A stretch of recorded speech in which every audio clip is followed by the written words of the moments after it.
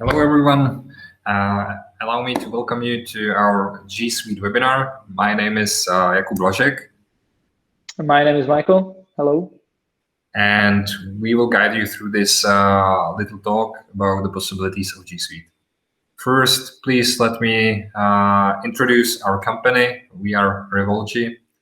Revolgy is IT company with a 20-year-long history. We have been cooperating with Google for 10 years by now, implementing G Suite. Over these 10 years, we have worked with more than 1,600 corporate clients, mostly in the region of CEE, or as we like to say, B2B, Balkan to Baltics. And here is a little sample of some of our clients. For example, United Nations. Let me also give a shout out to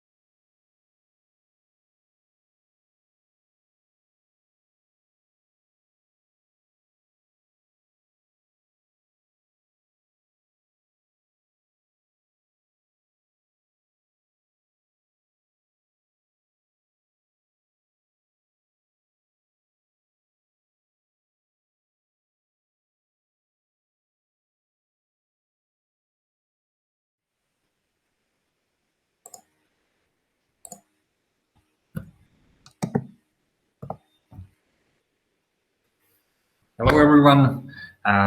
allow me to welcome you to our G Suite webinar. My name is Jakub Blažek. My name is Michael. Hello. And we will guide you through this little talk about the possibilities of G Suite. First, please let me introduce our company. We are Revolgy. Revolgy is IT company with a 20-year-long history.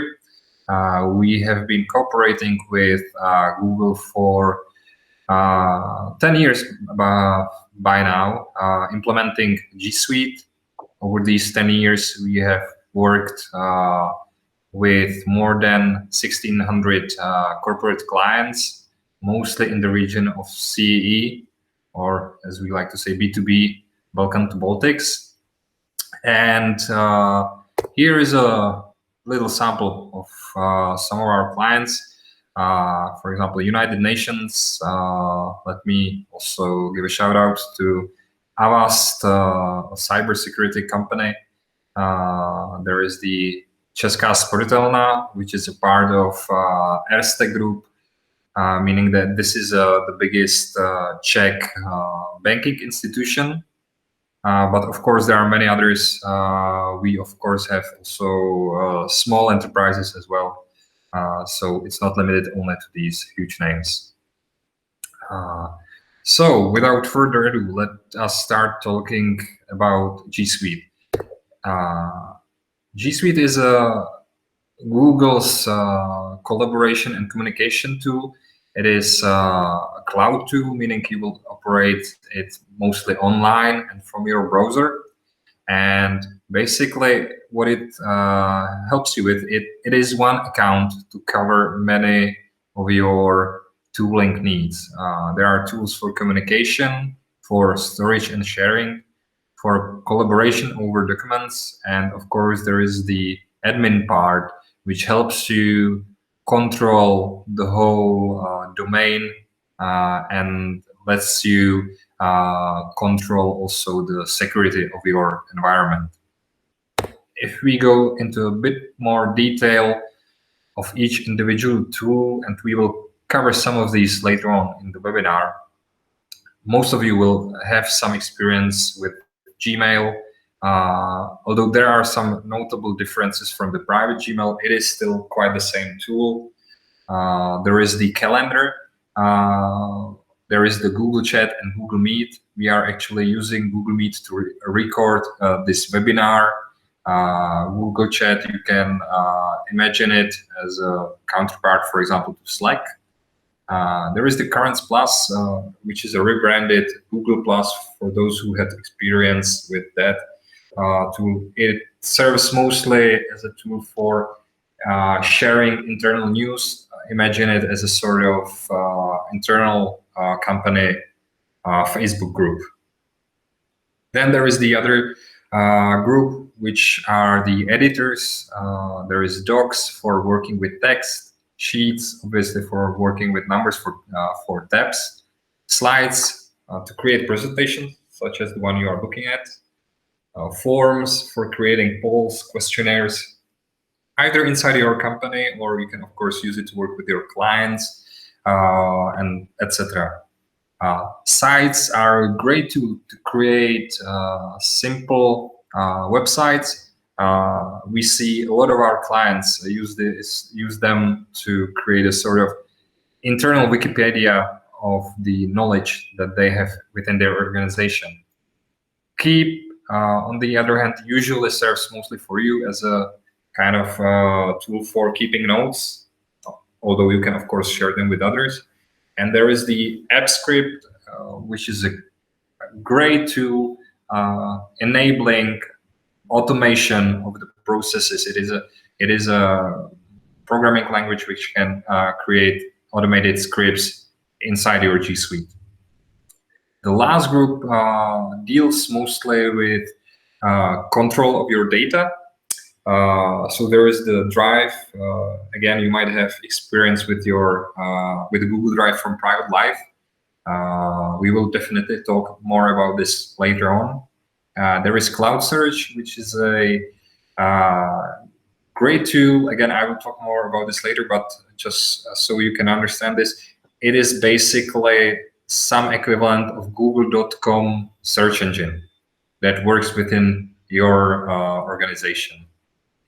Admin, meaning admin console, is a unified place or one place where you can control all mostly security aspects of your G Suite, but also so you can control the life cycling of your users from creation of a new user to, for example, transferring the data of your leaving employee. Then there is the Vault.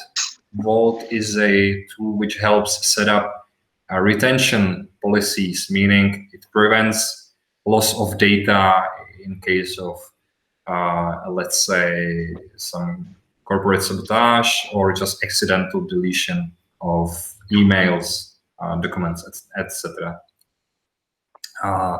There is the mobile tool, meaning this is for mobile device management, for allowing your users to work on their mobile phones or tablets and so on. And then there is the Security Center, which is a great tool allowing you to use Google security algorithms to secure your G Suite, your documents, and your communication. In my opinion, this is a great tool because it allows smaller companies to have the same security standard as the biggest enterprises, which is the beauty of the software as a service platform. Okay, and now, Michal, could you please tell us more about how we actually work in our daily life in G Suite?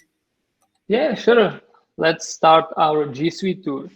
The best thing I think about G Suite is that it's actually online based or web based platforms, which means that you can sign into the G Suite from whatever device you are using. If you are using a mobile device or a tablet or a computer, it doesn't matter. The best thing is that it all looks identical. Right now we are using a computer, so it means that we will sign into G Suite using web browser. We, Revolgy, of course, recommend Google Chrome, and I personally recommend it too, because in my honest opinion, I think it is the best browser in the world right now. But if you don't agree with me, that's completely fine. You can use Opera, Safari, Firefox, or even Internet Explorer. The choice is completely up to you. Maybe I would like to, sorry, maybe I would like to point out one other benefit of G Suite being a browser-based environment, and that is if you use G Suite only in your browser, which is the desired state actually, it means that I have the same environment, never mind the computer I'm using. So what I mean is if you, for example, forget your laptop at home or at work, I can just use any other computer, log in, and immediately I'm at my personal workspace. I'm at my personal Gmail, my Drive, and so on. So this is, in my opinion, this is one of the greatest benefits. This is why we usually believe that having a browser-based environment is actually better than working with desktop applications. Exactly, and that also ties with the hardware requirements because, for example, if you are using the sophisticated apps, they are usually heavy, RAM heavy and CPU heavy. But on the other side with G Suite, if your computer can run web browser, then you are good to go completely with G Suite, which is also really good, and I see a lot of benefits in there. But let me start the tour in Gmail. We use Gmail because everybody knows it. I think all of us encountered the Gmail services at a certain point of our lives, and if not, that's completely fine. You can ask us any question about the Gmail later. The most common question we usually get about Gmail is what is actually the difference between Gmail and G Suite email? From the user point of view, they're actually the same. What differs is that if you are using a Gmail, you are tied to the domain gmail.com and you cannot change it. And on the other hand, if you are using a G Suite, you can choose your own domain that suits you well. What also differs is that the way Google handles your data. If you are using a Gmail, when accepting the terms and conditions, you actually sign that the Google can use your data to marketing purposes. That doesn't happen with G Suite. When you are using G Suite, the data is yours, and Google is obliged to not use the data for marketing purposes. Regarding the security, Gmail uses their own developed spam filters with accuracy of 99.9%. Unfortunately, we cannot tell you how they work because we don't know it. And to be honest, nobody does, because that's one of the biggest secret that Google keeps, and they keep it well. Regarding the SLAs, Google bounds to keep the SLA 99.9% of the time, and their record is actually 99.93% of the time that Gmail was available, which means out of the whole year, it was available 99.93% of the time, which is basically your whole life. And we also going to stay with the statistics for a little while. I have just one statistic more for you. And it is that according to the recent research from 2020, the Gmail is used by more than 60% of people in the age of between 18 and 30 years old, which is really impressive. Actually, this really, I think, is a showing trend. What will the future and current, actually, junior workforce be used to work with? So whenever we get questions like if the person will be able to adapt it easily, we are showing this number to explain that most of the junior workforce that might join your company will already have experience with Gmail. So that's just one point we like to address, actually. Exactly, and because of that experience, right now we are not going to show you or tell you how to, compose an email, how to receive an email, how to make bookmarks, or how to work with drafts. Instead, we are going to show you a little bit of what can you actually do, like an extra step with Gmail, because within the Gmail there is a lot of apps integrated actually. Some of them are native from Google, some of them are not, but we will take a look. For example, you can integrate Google Calendar within your Gmail. So when you are typing your message or your email, you can immediately have a look when you have some free time, or when do you want to schedule a meeting, or you can keep your notes in the Google Keep, or you can of course write or make a task for yourself or for somebody else. If you encounter a situation when you don't want to write an email because there is simply not necessity. It's not simply necessary to write an email. I'm sorry. Then it's completely fine. You can write to chat. We're actually seeing that a lot in our customers, that the number of emails have decreased because they are using a chat, which means that G Suite actually keeps the communication more productive and more effective. And of course, if the native applications from Google is not enough, because the Google has one of the most open APIs, there are plenty of third-party apps that you can use within the Gmail, like Trello, for example, which is very popular for project management, or Slack. We use an integrated CRM like HubSpot integrated into our Gmail, or Evernote is very popular among the people. So there's plenty of apps you can actually choose from, which might be very, very good. But right now, let's stick to the work that needs to be done. We are in an email, and we received an email that we need to do webinar, which we are in a rush. So right now, we got a message that we need to schedule a meeting with our colleague. So what can we do? Well, it's pretty simple. We can go to calendar, and if everything is connected within the Gmail or the G Suite, going to calendar is very easy. Jakub, you have the word. Okay, so Usually, the way we schedule a call with somebody would be through an event in Google Calendar. So let me just show you very quickly how a call can be set up and actually be part of that call within, let's say, 15 seconds. So if I create just an event for my own, this is very easy. This is very straightforward. But let's say I want to talk to Michal and I'm not sure what his schedule is. So rather than, let's say, rather than saying, okay, so can you make it at 2? He says, no, I'm busy, etc., etc. We exchange 5, 6 messages until we find a time.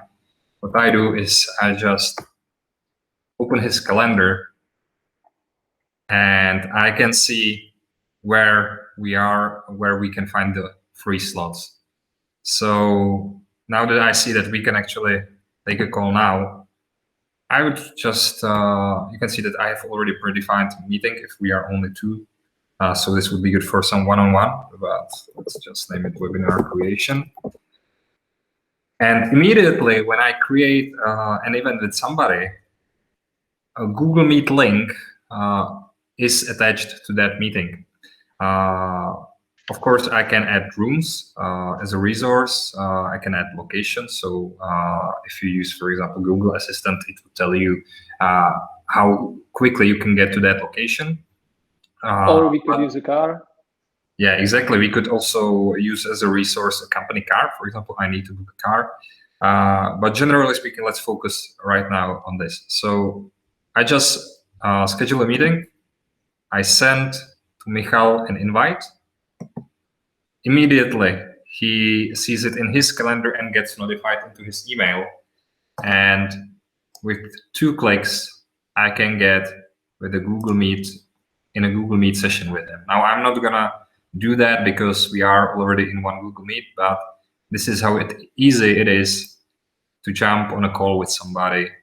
And it's never mind if it's 1 person or actually right now if it's 250 people, because until end of September, Google has made available to all its G Suite domains, G Suite users, the enterprise features, which basically means that now you have the option to have up to 250 users on a call. You have the ability to record the meetings as we are doing actually now. And actually, there are some other features which are interested are now and are not necessarily bound to the current, let's say, campaign, which is supposed to help businesses overcome the current COVID-19 crisis. So, what is actually Google Meet? It's a very lightweight video conferencing tool. For me, what is the best thing about it is that I don't need to install anything. It's super easy to set up a meeting and super easy to join a meeting. You don't even need to have any kind of account, so it's not only limited to G Suite users. I can send this link to anybody, and anybody will be able to join from any web browser. Of course, I will have the ability to block people who I don't expect in my meeting from joining, or I can actually remove them from the meeting. So in terms of this is very well covered. Of course, there's also end-to-end encryption. So all of the meetings are secured. And one of the cool things which was recently also made available is the captions. So I'm not sure how easy it will be for the algorithm to understand my English, but it seems pretty good. I think it works pretty well. So this can actually help in many scenarios. Either I'm not able to have the sound, or I have, for example, multilingual teams where not everybody is super fluent with their English. There are other languages supported, so you can check that out as well. This is one of the cool features. And one of the really good features as well is that actually we found that Google Meet is a great tool when you are having bad internet connection. We have a Or none. client.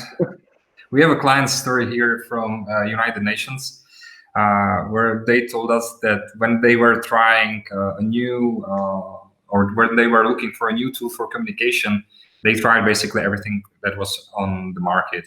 I don't know, Skype for Business, Teams, Facebook Messenger, you name it. And they were having really hard time connected with their Nepal office, which is not great in terms of internet connectivity. But they noticed that even though they couldn't keep the connection for video conferencing, they could still watch videos on YouTube. And YouTube basically uses the same technology for transferring audio and video. So that's how they ended up on G Suite. Actually, it was one of the many factors. So I find, for example, I am when I'm not in current quarantine, I'm very often on the move, and very often I'm joining meetings just from my mobile phone using this 4G internet connection.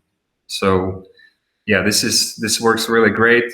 If you get bad signal, Google Meet downgrades first the video, then it completely cuts off the video, and then it slowly downgrades the audio.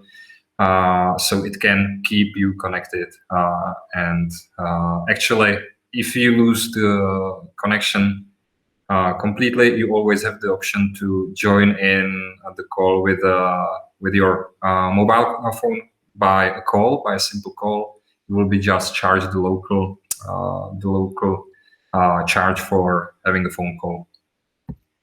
So that was the Google Meet. Again, let me stress that there is a campaign from Google which basically offers Google Meet for free until end of September. We encourage everybody to give it a try, as we really believe it's a great tool. If you have any questions regarding this, feel free to give us a shout, and we will try to help you as much as we can. Okay. Next tool that we're gonna cover is the Drive. And actually for me, Drive is actually the cornerstone of the company's data control. Again, a lot of you might probably have experience with Google Drive from your private life. What you're seeing now is actually my Drive, which is very similar to Google Drive, but there are some notable differences, and the biggest there is the control over data. Now, as Michal mentioned, there are policies, or there is actually Google is contractually obliged that they do not access your data. So that is one of the things we really need to stress. But let's imagine that I'm a company owner, or just for the sake, I'm owner of this data, and I want to control how I share these with, for example, my colleagues. Now, let me use, for example, this file, and I will go here and share. Now, I already have Michal joined as an editor of this file. So first, let me remove him for a moment. So yeah, I can guide you through the whole process. So first, what I do is I find a person who I will share it to. So it will be Michal. And I can assign to him a role. So he can be either a viewer, meaning he will be able just to see the file, read it, but not work with it in any other way. I could actually even prevent Michal through advanced settings from downloading, from from printing, from actually making a screenshot. So in this way, I can be fairly sure that the data will not be mishandled. Of course, I can also assign commenting rights to him, so he will be able to comment but not edit the file itself, or I can make him full-on editor. Now I will send him the invite, And one of the things also which is quite interesting, actually, is not only what I said, but actually I can give him also time limited access, meaning I can give him access for 3 days when I need him to cooperate on the file with me. But after that time expires, he will lose the access rights, and I can just be sure that I'm sharing this file only with the people who are relevant for me in this fashion. Now that is actually my drive. One of the questions we get a lot is actually what are the storage limitations. So G Suite has 3 different plans: the basic, the business, and the enterprise. And starting from business, the storage is unlimited, true unlimited. The only limitation is that one individual file cannot have more than 5 terabytes of data, but that's the only limitation. But here, what if I'm looking at it as a, let's say, IT admin or a company owner, I want to have visibility in how the data is handled inside my company. So everything that is on my drive, that is accessible by default to its owner, to the owner of my drive. So this would be me. If I want to cooperate on this, I have to share it with my colleagues or with people from outside of my organization, if that is enabled, because you can limit that. But it kind of creates, let's say, informational silo. It's very difficult for me to control as an organization owner what is happening. So that's why there are shared drives. Shared drives, you can create any number of those. And we typically see our clients create shared drives either for projects or for departments or just organization units within those departments. So we have only one here because we are at our test environment. We created for this one project shared drive G Suite webinar. Now I can of course add members. So let me again invite Michal, and I can set different roles for him. From viewer, so he will be able only to see the files, not work on them. There is the commenter, and there is the contributor who can edit files and create new files. Then there is the content manager, who also has the opportunity to, or the ability to delete files. And then there is the full-on manager who can also edit rights, etc. So let's just add him for this one. And what I see, what is the strength here, is that we try to motivate users rather than, if you are working with a file that is important to the company, don't use your My Drive, use a relevant shared drive, because I can actually work with the access rights to those shared drives much better. The best use would be, or the best example would be, for example, I'm onboarding new, let's say, a sales representative. So when he onboards, I will share with him a shared drive, which is called, for example, sales department. I might share with him also, for example, some HR, internal knowledge, and for example, also some project management drives, so he can very quickly get into full productivity. And then again, when, for example, a person is leaving the company or he's just shifting roles, I can assign him within G Suite to a different organization unit, and he will have rights only for everything that is within that organization unit. So just, controlling access of people is supremely easy and also very, very, very effective in G Suite. Michal, is there anything else you feel we should add to Google Drive? I think we should say that no matter if you are using the My Drive or the shared drive, the data still belongs to the company. I think that wasn't said. And if you are, for example, a business owner, we should clarify that the company always owns the data. And I would also like to add a bit of a comment into the security features, and to say that the data is always secured in transit and at rest, which means that they are well, secured anytime. And for example, I would like to mention that if you're uploading a file into your Google Cloud, it doesn't necessarily mean, well, it definitely doesn't mean that the one file is going to one server on one data center. It doesn't work that way.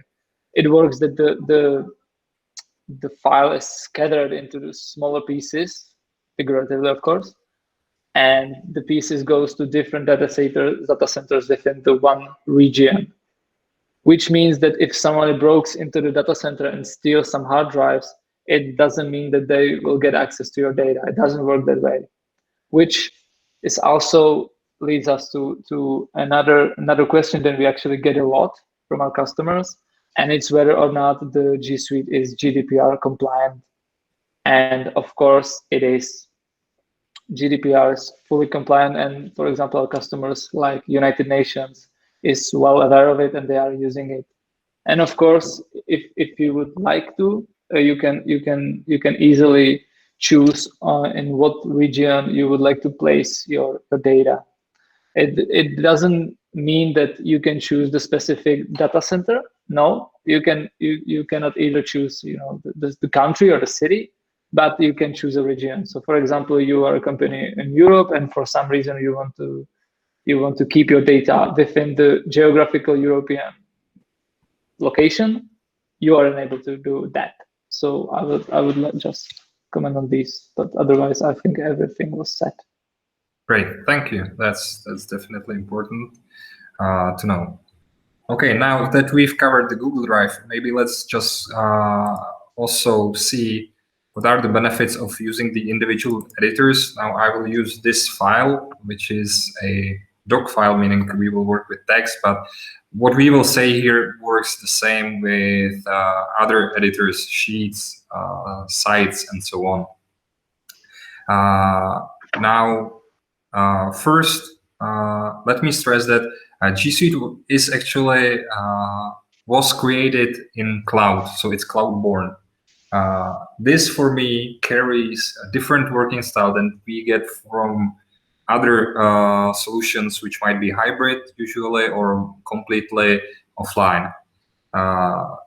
What we see with our clients and what we actually experience ourselves is that the collaboration becomes so much more effective that people tend to work on most documents together.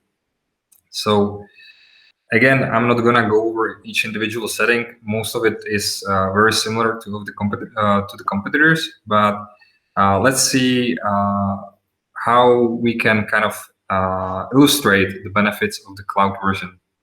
So first, I have the ability, of course, to add a comment for my colleague. What I do is I can mention him. I can assign a task actually to him and say, can you please confirm this? And Michal will actually get an email notifying him that he has been assigned a task here in this document where I want something from him to do. The great thing here is that it happens immediately. I don't need to wait, for example, for, I don't know, 20 seconds, 30 seconds. So he can immediately, we can work and he can adapt at the same time that I'm working. Another thing is actually, if I'm working here and we are usually on a call when we collaborate over documents, he will say, he will work on some text and say, like, what do you think about this? So this is actually a cool tip for me. If I need to find a place where he is, so I can quickly comment, I just click on his icon here at the top right corner, and it takes me to the place where his cursor is at, where he's actually typing. Yeah. So here you can see that what he is doing is really immediate, and we can work on the same file all the time. Furthermore, we have the ability to chat over this document. The good thing about this is that if we are discussing something which should be tied only to this file, it's better to do it here rather than, for example, over Google Chat as the real-time chatting platform of G Suite, because it will stay here and it will be visible to other users who might later on join this file to work on. So that's one of the things. One of the, again, added values of being completely cloud-based is that you will no longer work with versions, meaning with different files, which are usually like, you might remember it or you might actually still live it. It's like the final v.2.74 version. So this doesn't really work here. Yeah, exactly. So this doesn't really work here because how I work with the versions is I have just one file, and the file keeps track of all the changes that happened with it. You can see all the changes that so you can see it was created at at almost 4 p.m. And if I look at it, yeah, Michal just created a blank document. He immediately filled it with the copied content, and then we can see what transpired throughout. So, and what were the changes.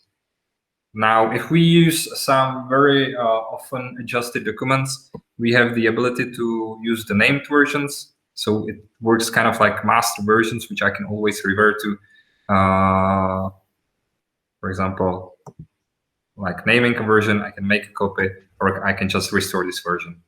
So in this way, it's safer than if we exchange versions, and if you have 10 people involved in some conversation over documents, there is a very good chance that you might lose track of that version using the the up-to-date version.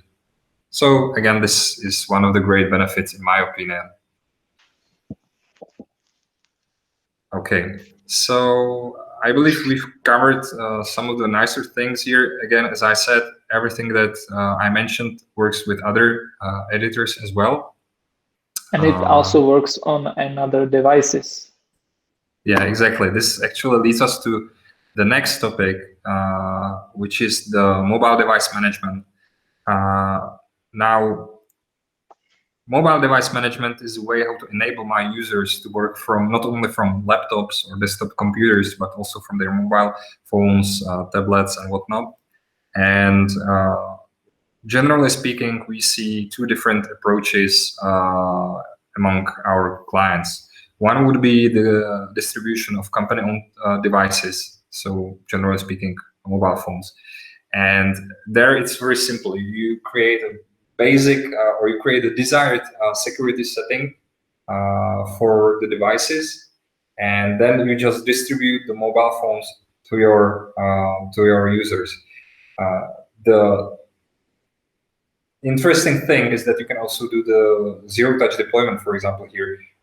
If you have larger workforce and you don't want your IT to spend day and night, setting each individual device, you can actually use it as a kind of bulk setting for all new mobile devices. The other approach would be actually BYOD, or bring your own device. So your users will use their own mobile phones. And that's actually how we have it here in Revolution for the most people. Kind of feels better than carrying two mobile phones. So the way it works, and maybe let me just stress, this works actually, like this device management works on Android, it works on iOS, it works on Windows phones. So you're not limited to just one system. And for these BYOD devices, or this policy, it works that you will have two separate profile, and you can imagine it as a kind of container within your mobile, where one container is the standard private live account, nothing changes there, and then there will be a completely separate environment for the for the company data. On Android, for example, it works that I have the same icons for, let's say, Gmail, Chrome browser, etc. And they have a small kind of like, how would I put it, work bag, like the suitcase. Briefcase. Thank you, briefcase. And that's actually, for me, it tells me that I'm actually going to work within the company profile. So I should do some, for example, I should not visit some unsecure sites where I could, my device could be compromised. Very often we get asked by the end users, what happens actually? Will the administrator see also my private profile? No, this is why I said it's a separate container. The IT admin actually has control only over those company files. He has the ability to, for example, swipe them, meaning delete them, to block the phone, but not access your private data, which I think is very important thing to stress to your end users. And now we kind of touched a bit the security side. Google has many security policies, not only for mobiles, also for the laptops. For mobiles, we usually recommend at least the two most, let's say, basic or most, and actually also most important. One would be the encrypted storage, meaning no one will be able to just connect a USB cable to my phone and download data. And the second would be a screen lock. And we really recommend using a pin over the gesture, because it's super easy just to look over someone's shoulder and remember the gesture. But there are many other security settings that you can enforce. One would be, and this works for the whole G Suite environment, one would be, for example, context-aware access, where I can actually say which user or group of users can do what from different settings, from different contexts. So I can say, for example, my engineers will be able to access data because they are working with a sensitive internal materials, will be only able to access that data from within the office when they are in our HQ. But they will be able to access their emails when they are within, for example, European Union or Czech Republic for our sake. And when they move out of that geographic location, they will not have access to their work profile at all. So that would be, for example, one way how to treat the security. There is, for example, DLP rules, data loss prevention rules, which, for example, in my Gmail or Drive says what can and what cannot be shared out of the domain. So, for example, let's imagine you are a banking institution. You don't want your employees sharing, let's say, ID numbers. So you can create a rule that all ID number will be filtered. It can first raise a flag, meaning it will ask the user, are you sure you want to share this? Or it can absolutely prevent that from happening, meaning sending over email or sending through a file. And let me maybe explain that. It can be either in a file in a plain text, or Google actually works with OCR, which is the optical character recognition. So even if the employee would, for example, write it on a paper, take a photo and send it, Google will still recognize it and stop this because it's forbidden by the setting. So why I'm saying this is to illustrate that G Suite is taking the security measures really, let's say, thoroughly. And that's why we see one of the key industries is actually banking sector, finance sector. So that was for the MDM. And now let's just maybe cover last two topics which we have. I wanted to briefly talk about the Google Vault, the retention tool within G Suite. It is actually a great tool Again, in terms of cybersecurity, first, it prevents the company sabotage, meaning if your employee or somebody else gets within your system and tries to delete data that you don't want them to delete, Vault will prevent actually have always a side copy, so you can always restore those files. Second, and this is where we keep hearing about this more and more from our clients, is that it prevents ransomware from being effective. Now, ransomware, as you probably know, is a tool which kind of encrypts your local storage. And if you have your local storage linked with your Google Cloud, it will encrypt also files on the cloud. Again, Vault is able to restore immediately all those files, so you are not vulnerable to this.